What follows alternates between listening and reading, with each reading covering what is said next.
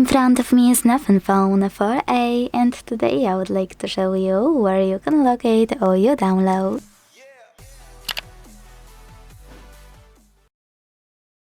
First of all, you need to find an app called Files that's already on your device.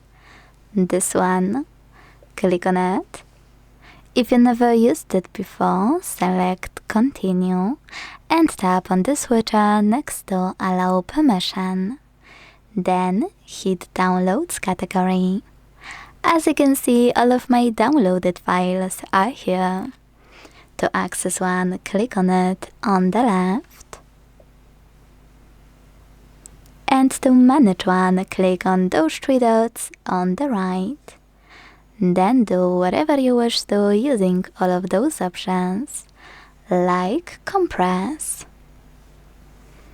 Thanks so much for watching. If you enjoyed this video, leave a like, comment and subscribe. Bye!